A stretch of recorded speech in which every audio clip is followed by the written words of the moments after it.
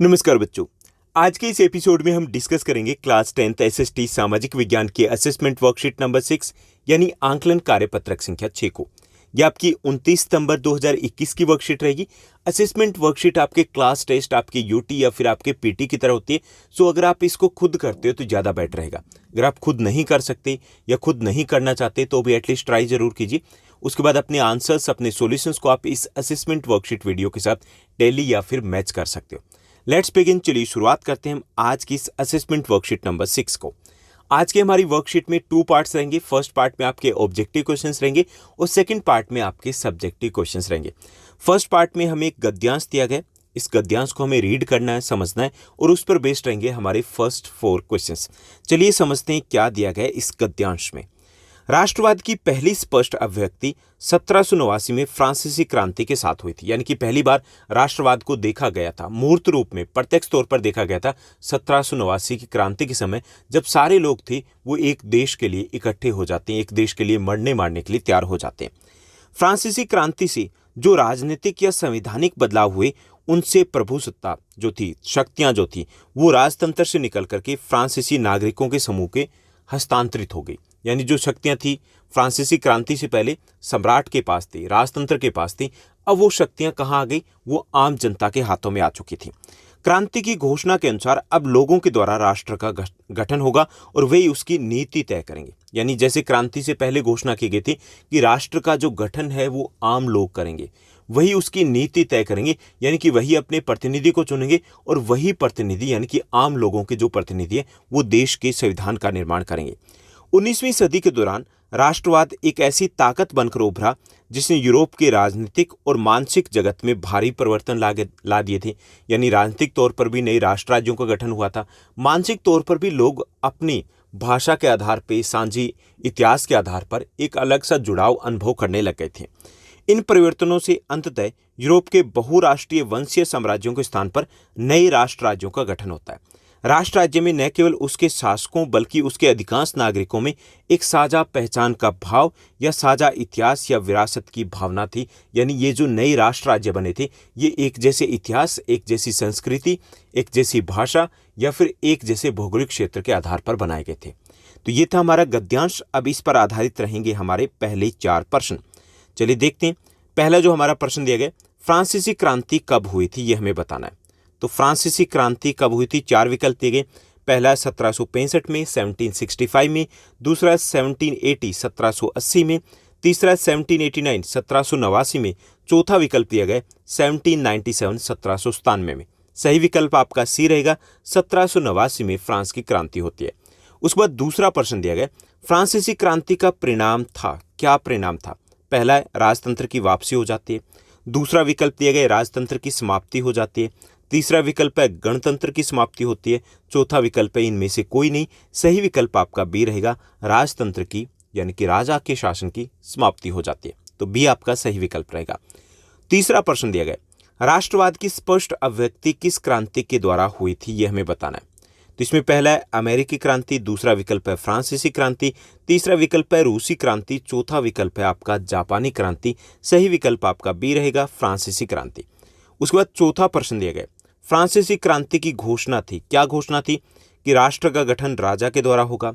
B हमारा दूसरा विकल्प दिया गया, राष्ट्र का गठन वरिष्ठ जनों के द्वारा होगा। वरिष्ठ जो नागरिक हैं, सीनियर सिटीजन है, वो राष्ट्र का गठन करेंगे। तीसरा विकल्प है राष्ट्र का गठन जनता के द्वारा होगा। चौथा विकल्प है इनमें से कोई नहीं। सही विकल्प आपका सी रहेगा। ओके, एक बार फिर से देखिए। पहला जो आपका प्रश्न है इसमें सही विकल्प आपका सी रहेगा, दूसरे प्रश्न में आपका सही विकल्प बी रहेगा, तीसरे प्रश्न में आपका सही विकल्प बी रहेगा और चौथे में आपका सही विकल्प सी रहेगा। चलिए हम 5वें प्रश्न को देखते हैं। 5वां जो प्रश्न दिया गया कि निम्नलिखित में से किसके द्वारा यूरोप में राष्ट्रवाद का उदय हुआ? तो यहाँ पर थोड़ा सा एक टाइपिंग एरर है, राष्ट्रवाद का उदय हुआ ये नहीं आना चाहिए, यहाँ आएगा राष्ट्र राज्यों का गठन हुआ। कि किसके द्वारा राष्ट्र राज्यों का गठन हुआ, क्योंकि इंग्लिश वर्जन में ऐसा ही कुछ दिया गया। तो इसमें पहला विकल्प है राष्ट्रवाद, दूसरा विकल्प है उपनिवेशवाद, तीसरा विकल्प है आपका नाजीवाद और चौथा विकल्प है आपका समाजवाद। तो इसमें सही विकल्प आपका ए रहेगा, यानी कि ए सही विकल्प रहेगा। राष्ट्रवाद के कारण ही राष्ट्र राज्यों का गठन किया गया था। तो प्रश्न में थोड़ा सा आपको करेक्शन करना है। उसके बाद छठा प्रश्न दिया गया, राष्ट्र राज्यों के उदय का परिणाम क्या हुआ? जब राष्ट्र राज्य बने तो इसके उदय का क्या परिणाम हुआ? पहला, राजा के प्रति आदर में वृद्धि हुई। भाई राजा ही चले गए थे तो आदर में सम्मान में वृद्धि का मतलब ही नहीं होता। दूसरा, साझी पहचान और साझी विरासत का भाव है वो पैदा हुआ। तीसरा विकल्प दिए गए, लोकतंत्र के प्रति बढ़ती रुचि। चौथा, इनमें से कोई नहीं। तो इसमें सही विकल्प जो गद्यांश है उसके अनुसार हमें देना है तो रहेगा आपका बी, साझी पहचान या फिर जो साझी विरासत का भाव है वो आपस में लोगों में पैदा होता है या फिर उत्पन्न होता है। तो बी आपका सही विकल्प रहेगा। चलिए अब हम आगे बढ़ते हैं और देखते हैं प्रश्न संख्या आपके 7 to 10। ठीक, तो हमारा 7th प्रश्न रहेगा, 7th क्वेश्चन रहेगा, 1815 की 1815 की वीना संधि की प्रमुख विशेषताएं लिखना है, हमें प्रमुख विशेषताएं बताना है। तो पहली प्रमुख विशेषता थी फ्रांस में राजतंत्र की पुनर्स्थापना की गई, यानी राजतंत्र जो जिसको टाटा बाय बाय बोला जा चुका था फ्रांस की क्रांति के बाद, लेकिन उसकी दोबारा से स्थापना कर दी गई। ठीक। दूसरा, फ्रांस से सभी विजित इलाके छीन लिए गए, जितने भी इलाके थे नेपोलियन ने जीते थे वो सारे वापस ले लिए गए। ओके, उसकी बंदरबांट उन्होंने कर ली। तीसरा, इसकी विशेषता थी कि फ्रांस की सीमा के विस्तार पर रोक के लिए नए राज्यों का गठन किया गया, यानी कि उनके चारों तरफ, फ्रांस के चारों तरफ कई छोटे छोटे राज्यों का गठन किया गया ताकि फ्रांस है वो वापस कुछ समय के बाद दोबारा से इस तरीके की हरकत ना कर पाए। ठीक, तो ये 3 प्रमुख विशेषताएं थी 1815 की वीना कांग्रेस या फिर वीना संधि की। चलिए नेक्स्ट क्वेश्चन को देखते हैं। नेक्स्ट जो हमारा प्रश्न रहेगा, 19वीं सदी के उदारवादी राष्ट्रवाद की जो राजनीतिक विचारों का उल्लेख करना है, यानी 19वीं सदी के जो उदारवादी राष्ट्रवाद थे उसके राजनीतिक विचार क्या थे ये हमें बताना है। तो पहला हमारा है कि उदारवादी विचारक राजतंत्र के खिलाफ थे, वो राजतंत्र के विरोधी थे ये जो उदारवादी थे। दूसरा, ये जन्म आधारित विशेषाधिकारों के भी खिलाफ थे कि जन्म पर आधारित जो विशेष अधिकार मिलते थे कुलीन वर्ग को विशेष तौर पर, उसके वो खिलाफ थे, यानी वो चाहते थे कि योग्यता के आधार पर पद मिलना चाहिए। तीसरा, वो लोकतंत्र के पक्षधर थे, वो चाहते थे कि जनता का शासन होना चाहिए, जनता अपने प्रतिनिधियों को चुने और उसके द्वारा सरकार को चलाया जाए। और चौथा, ये समानता के पक्षधर थे, ये चाहते थे कि एक देश, एक राष्ट्र, एक कानून होना चाहिए। तो ये प्रमुख उनकी राजनीतिक विचारधारा थी या उनकी राजनीतिक विचारधारा की प्रमुख विशेषताएं थी। उसके बाद 9वां हमारा प्रश्न रहेगा। 9वां प्रश्न दिया गया, यूनानी स्वतंत्रता संग्राम पर एक संक्षिप्त नोट लिखना है, हमें बताना है कि यूनानी स्वतंत्रता संग्राम में क्या क्या हुआ था, बस एक छोटा सा नोट लिखना हमें। तो 15वीं सदी से यूनान ओटोमन साम्राज्य का ही भाग था, यानी कि बहुत पहले से ओटोमन साम्राज्य के अधीन ही आता था यूनान। 1821 में यूरोप में क्रांतिकारी राष्ट्रवाद की प्रगति से यूनानियों का आज़ादी के लिए संघर्ष शुरू होता है, यानी कि 1821 में यहाँ पर यूनान में आज़ादी के लिए संघर्ष की शुरुआत होती है। कैसे होती है? क्योंकि यूरोप में जो भी राष्ट्रवाद का प्रचार प्रसार हो रहा था उससे वो प्रेरित होते हैं और इसमें पश्चिमी यूरोप के ऐसे अनेक लोगों का समर्थन यूनान के क्रांतिकारियों को मिलता है जो प्राचीन यूनानी संस्कृति के प्रति सहानुभूति रखते थे। तो इसीलिए जो पश्चिमी यूरोप के जो काफ़ी सारे लोग थे वो सपोर्ट करते हैं यूनानियों को इस आज़ादी के संघर्ष में।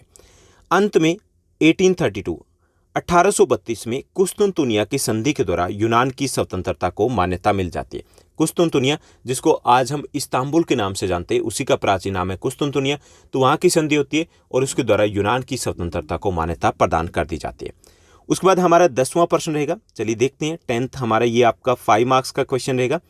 हमें बताना है जर्मनी के एकीकरण की प्रमुख घटनाओं की व्याख्या करनी है, यानी कि जर्मनी के एकीकरण की प्रमुख घटनाएं क्या क्या थी ये हमें बताना है। तो ये एक लंबी और जटिल प्रक्रिया थी। पहली विशेषता ये थी कि जर्मनी के एकीकरण की प्रक्रिया काफ़ी लंबी थी, ऐसा नहीं कि एक दिन में या एक साल में हुई थी, एक लंबी प्रोसेस थी और काफ़ी उलझी हुई प्रोसेस भी थी। उलझी वैसे थी कि खुद जर्मनी 500 से अधिक टुकड़ों में बंटा हुआ था। दूसरा, बहुत सारे देश थे जो इस रास्ते में रोड़ा अटका रहे थे। तो ये एक लंबी और जटिल प्रक्रिया थी। दूसरा, जर्मनी के एकीकरण का पहला प्रयास 1848 में 1848 में फ्रैंकफर्ट पार्लियामेंट में किया गया था, जो असफल रहता है, यानी कि पहला प्रयास कौन करते हैं? मध्यम वर्ग के लोग करते हैं, लेकिन वो फेल रहता है।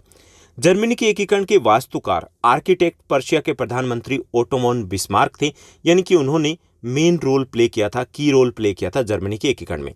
बिस्मार्क ने जर्मनी के एकीकरण के लिए रक्त और लौह की नीति को अपनाया और 7 वर्षों में लड़े गए 3 युद्धों में ऑस्ट्रिया, डेनमार्क, फ्रांस को हराकर 1871 में जर्मन एकीकरण की प्रक्रिया पूरी हो जाती है और केसर विलियम प्रथम एकीकृत जर्मनी के सम्राट बनते हैं। तो ये थी जर्मनी की एकीकरण की प्रक्रिया कि कैसे पूरी हुई, कैसे शुरुआत हुई और कैसे वो कब खत्म होती है। तो ये थी हमारी आज की असेसमेंट वर्कशीट नंबर 6 उम्मीद करता हूँ ये सब कुछ आपको अच्छे से समझ में आया होगा। अगर आपको ये वीडियो, ये वर्कशीट अच्छी लगी, इस वीडियो को लाइक करना है, शेयर करना है। आप अपने क्लास के ग्रुप में शेयर कर सकते हो, स्टेटस लगा सकते हो, करके देखिएगा, अच्छा लगेगा। आपकी सपोर्ट की मुझे बहुत ज़्यादा नीड भी है। आज के लिए बस इतना ही। Thank you, bye bye, have a nice day. मिलते हैं नेक्स्ट वीडियो में।